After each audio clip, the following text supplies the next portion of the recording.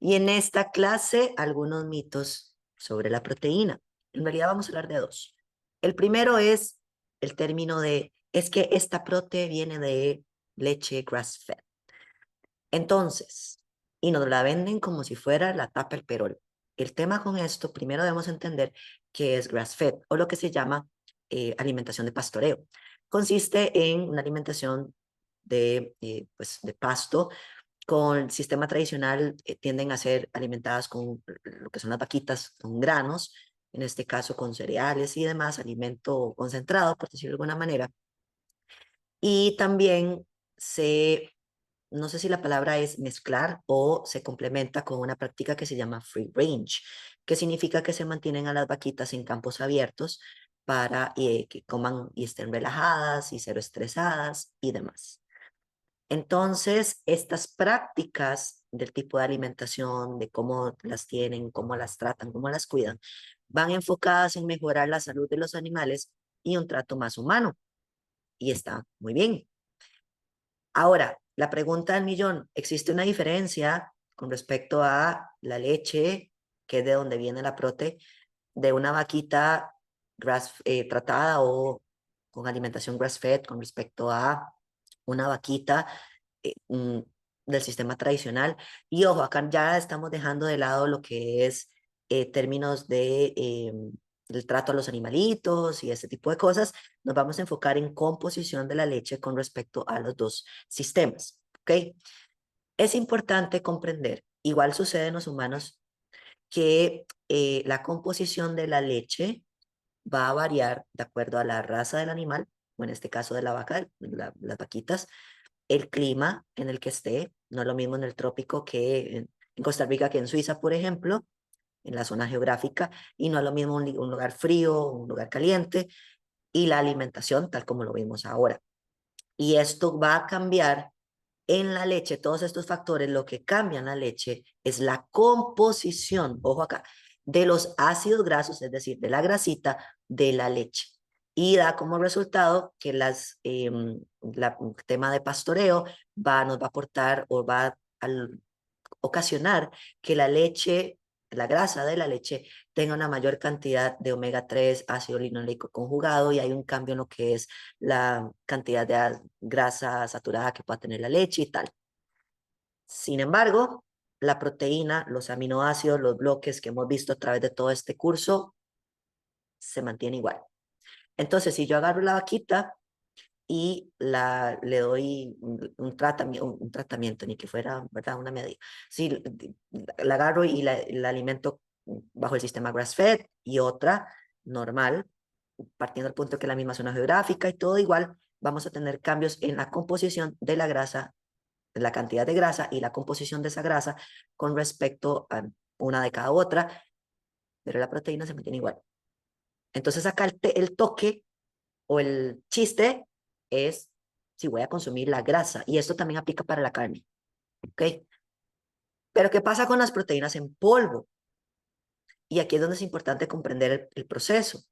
En la industria láctea vamos a tener la materia prima que es la leche, y la leche se separa en lo que es la grasa y lo que es suero de leche, el tipo de proteína. Y luego pasa por un proceso que se llama homogenización para que las partículas queden igualitas y demás. Y a partir de ahí se mezclan o se remezclan dependiendo de lo que vayamos o lo que la planta o lo que se necesite producir. Entonces, dicho esto, la leche entra, se separa, se homogeniza y después se vuelve a reensamblar para hacer las cosas que necesitamos. Y a partir de ahí, de la grasa de la leche, vamos a encontrar lo que es la crema o la nata, la natilla, la mantequilla, ¿verdad? Y de la proteína, vamos a encontrar las proteínas en polvo, también vamos a encontrar quesos, vamos a encontrar yogur, leches de diferentes tipos, descremada, semidescremada, entera y tal, ¿ok?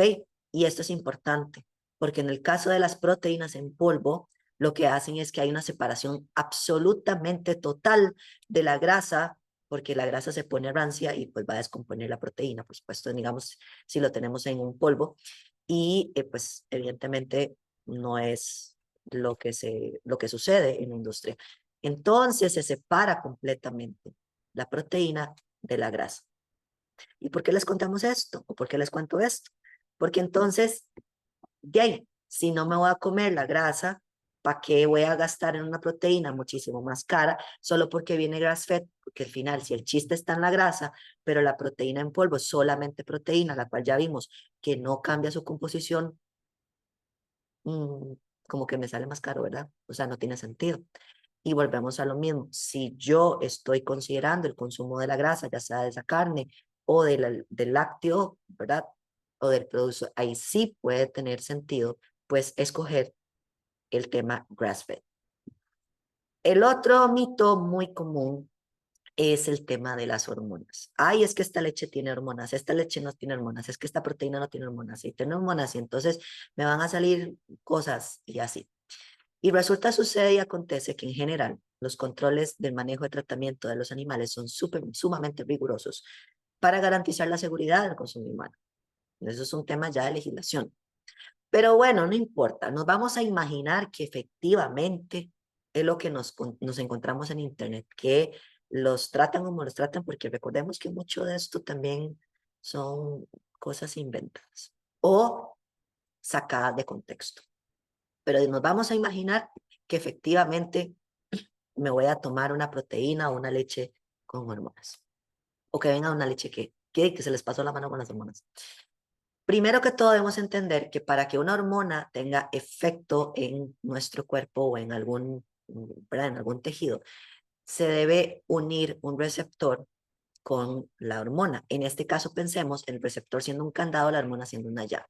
Entonces yo necesito que esa llave entre en el candado para abrir o cerrar y la puerta y que eso, pues, sucedan cosas.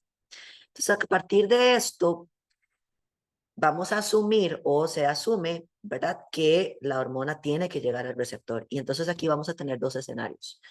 El primer escenario es que nos dicen que las vacas, porque hay muchos mitos, y recordemos que hay diferentes tipos de hormonas. Tenemos hormonas peptídicas y hormonas esteroideas o anabólicas. Entonces tenemos dos escenarios donde nos pueden decir, ok, es que las vacas son tratadas con hormonas de crecimiento, con factores de crecimiento y tal. Todo esto se refiere a lo que se llaman hormonas peptídicas, ¿ok? Y ahora, es donde viene el asunto. Cuando hablamos de una hormona peptídica, básicamente estamos hablando de una proteína, ¿ok? Que se compone de aminoácidos. Resulta, sucede y acontece que el primer paso para digerir proteínas es el ácido del estómago. Entonces, si yo me como en la leche o en la prote que me tomo, y viene ahí una hormona peptídica, ¿qué va a suceder? El ácido del estómago la va a descomponer en aminoácidos, como si fuera cualquier otra proteína. ¿Y por qué les cuento esto? Porque aunque viniera, que no es el caso, pero si viniera esa proteína o esa leche con hormona de crecimiento, cuando entra al estómago se destruyó, porque también posiblemente venga en una cantidad muy poquita. Por eso, y eso es un dato curioso, por eso es que los diabéticos se inyectan insulina. La insulina es otra hormona peptídica. ¿Por qué no se la toman? Porque se destruye en el estómago y necesitamos que la insulina esté circulando en la sangre. Por eso es que en los tratamientos de los niños con temas de crecimiento y demás, cuando se necesita hormona de crecimiento, se inyecta, no se toma, porque se destruye en el estómago. Entonces ya vemos que ahí nada que hacer. Ahora, las hormonas anabólicas o las esteroideas, es así, eh, vienen de colesterol. El colesterol pensemos que es como un ácido graso, ¿ok? Entonces ahí no hay tema con el ácido del estómago, ahí todo bien. Dato curioso, por eso algunos anabólicos son orales. Ojo, no estoy diciendo que hagan nada, sino que simplemente por eso es que encontramos la diferencia, ¿ok?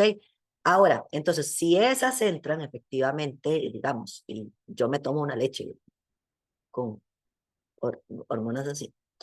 La otra pregunta es, recordemos que tiene que llegar la llave al candado y tenemos que tener suficientes llaves para abrir todos los candados para que se dé una reacción.